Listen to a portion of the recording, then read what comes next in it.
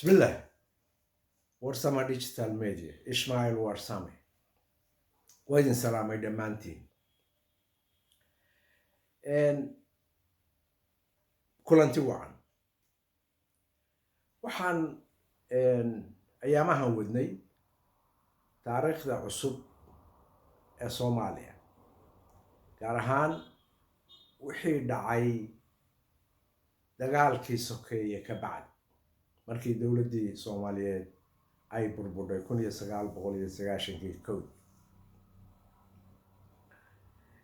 Maanta mawduuceen waxa weeye shirkii Imbagaati oo aan isleeyahay shirkii ugu muhiimsanaa dhanka taariikhda ugu muhiimsanaa ee soo mara dib u heshiisiinta Soomaaliya wixii shirar soo dhacay oo dhan markii la tixgeliyo.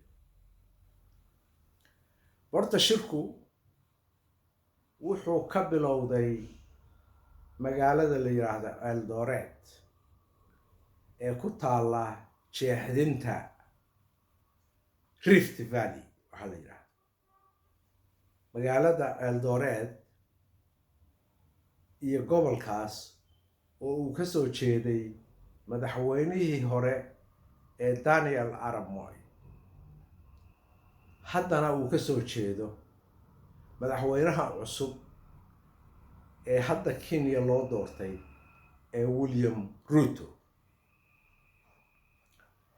Magaalada shirku markuu ka furmay dabcan dadku hoteelay ku jireen, laakiin Puntland, wafdiga Puntland tan iyo intii shir ka dhammaanayay ama Eldoret ha ahaato ama Imbagaati ha ahaato, guri gaar ah oo ijaar ah oo dowladda Puntland bixiso ijaarkaas ayay ku jireen. Halkaasaa u ahayd xarunta musharaxa Puntland Cabdullaahi Yuusuf, ahna musharaxa dabcan dhanka daaroodka.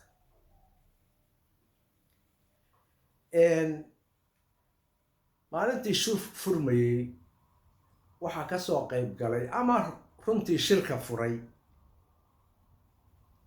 madaxda IGAD oo uu hogaaminayo Daniel Arap Moi. Waxaa kaloo joogay Meles Zenawi, waxaa kaloo joogay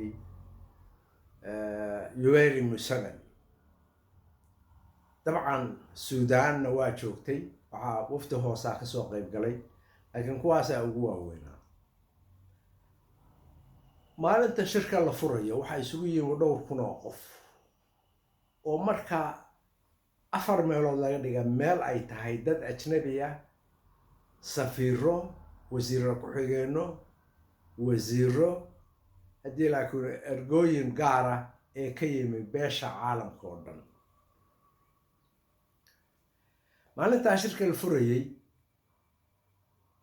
raggayagii la shaqaynayey madaxweynaha Puntland waxaanu goosannay inaanu meesha wacdara ka samayno.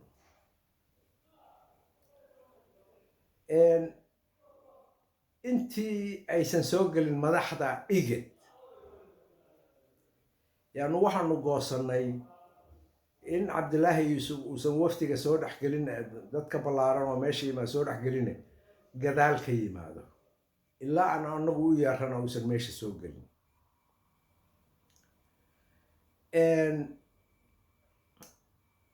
intaan madaxda IGAD imaan horteeda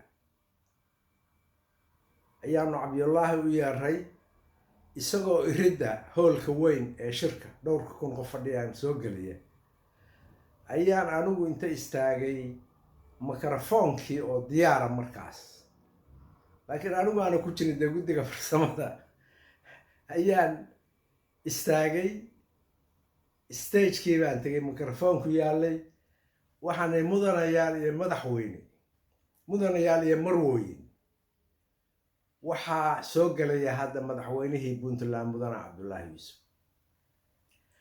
dadkii waxay u qaateen inaan leeyahay madaxdii IGAD baa soo gelaysa. waa la istaagoo sacab baa lagu waashay, sacabkii oo cirkaa maraya yaa Cabdullaahi soo dhex maray.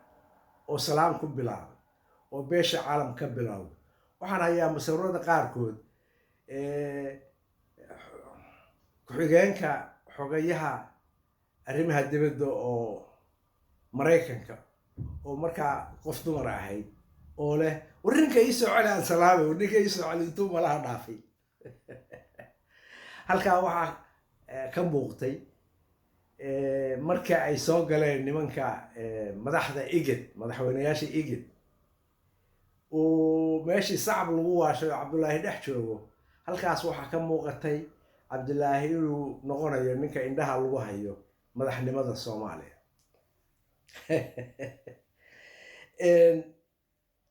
taa ka bacdi waa nagii u guuray meesha la yiraahdo Embagati. Embagati markaanu tagnay, horta waa aniga iri shirkii ugu muhiimsanaa xagga taariikhda Soomaaliya ayuu ahaa, dhanka dib u heshiisiin. shirka sida loo farsameeyey xagga taariikhda yaa baa u dhimanaysa. horta bal marka ugu horeysa shirku 3 guddi baa hagayay. 3daa guddi oo ka dhex shaqaynayay dabcan dowladdii martida loo ahaa Kenya, laakiin shirka waxaa maalgelinayay African Union iyo wadamada la yiraahdo deeq-bixiyaasha. wuxuu ka kooban yahay guddiga farsamada oo badanaaba ajnabi ah, Kenyana ay u tahay chairperson.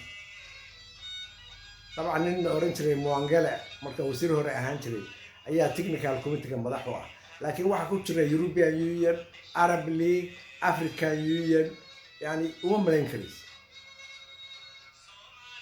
guddigaas waxaa jiray guddi kale oo ku lamaansan oo la yiraahdo Leaders Committee. Leaders Committee waxa weeye waa madaxda ama civil society ahaadeen ama warlords ahaayeen, yani who is who in Somalia oo madaxa ayaa iyaguna guddi ahaa.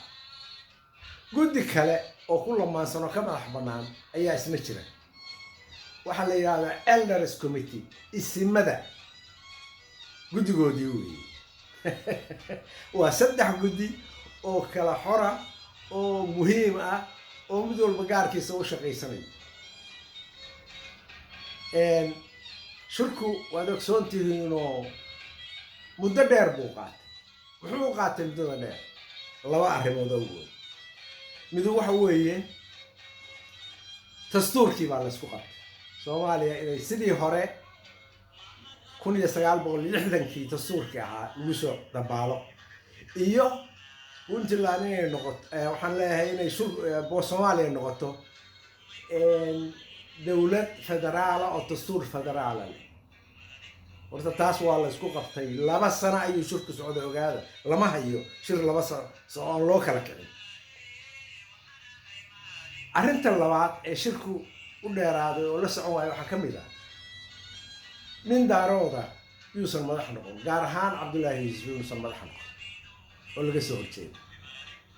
wax la sii jeedaba waxaa soo baxay charterka Dubeydeen oo dowladdii TFG ku dhisnay. waxaad kaloo ogaataan yani dowladaha ku dul ciyaaraya shirkaas, gaar ahaan kuwa dariska Kenya, Ethiopia, Djibouti. horta bal marka ugu horeysa Arab League waxay iyo Djibouti oo Arab League ay ka mid tahay, laakiin Djibouti iyo masaaridu qolyihii ugu firfircoonaa bay ahaayeen oo kasoo horjeeday cidaan Cabdiqaasin ahayn inay madax noqoto. Carta faction waxaan oran jirnay ama Cabdiqaasin dowladdiisii inay ku soo laabato xukunka Soomaaliya. dhanka kale yani 2 loo kala jabnaa. waxaa jira koox kale oo la yiraahdo SRRC, Somali Reconstruction Council, oo ah hogaamiyaashii ama dagaaloogayaashii warlords oo ay puntland madaxu tahay. labadaa kooxood ayaa meesha ku hardamayay. dowladaha kan Kenya, Djibouti, Masar oo hogaaminaysa Arab League-na way ku dul ciyaarayeen. run ahaantii waxay ka dhigeen meeshii meel aada u adagoo shir aada u adagoo la isku haysto, oo Soomaali dhexdeedana isku haysto, ajnabiga iyo Soomaalidiina isku haysto, ajnabiga dhexdiisiina ay isku haystaan. Djibouti geed gaaban iyo geed hoose ayay u fuushay sidii Cabdiqaasim ugu soo laaban lahaa. Egypt saas oo kale bay yana dabacsanayd, oo Arab League oo dhan bay gacanta ku wadataa. Kenya ninka markaa technical committee madaxa korka ilaalinayay, oo inkastoo Kenya ay technical committee-ga madax u tahay, laakiin nin farsamo yaqaan ama guddiga madax u ah waxaa kor ka haysay wasiirka arrimaha dibadda ee Kenya, nin la oran jiray Kalonzo Musyoka, oo wasiirkii arrimaha dibadda ee Daniel Arap Moi ahaa. dabadeedna aan ku guuleysanay markaan aragno inuu u janjeero dhanka Cabdiqaasim inaanu meeshii ka cayrino, oo ninkaas intuu yaabay buu yiri, war korneylka Puntland ma moodayn inuu saa u gacan dheer yahay xagga diblomaasiyadda. wax la isla baartaba waxaad ogeydeen baa soo baxay, dastuurkii baa soo baxay, dowladdii baa la dhisay. run ahaantii waxaa la oran karaa dowladdaasi dowlad warlords bay ahayd.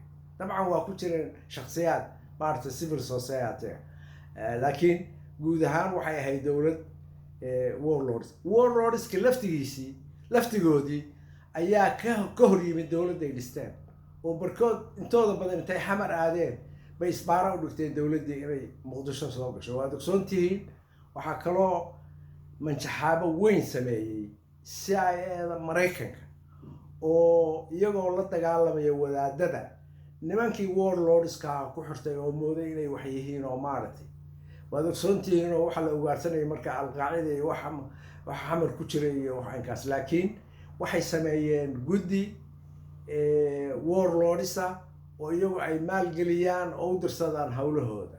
taasuna waxay noqotay Maraykankii inay indhaha ka qarsadeen dowladdii hadda dhalatay Cabdullaahi Yuusuf, dabadeedna loo diiday inayba dalkii ka shaqayso. sheekadaas waa soo koobay, laakiin waa far badan tahay. aad iyo aad baa umahadsan. wayn salaam.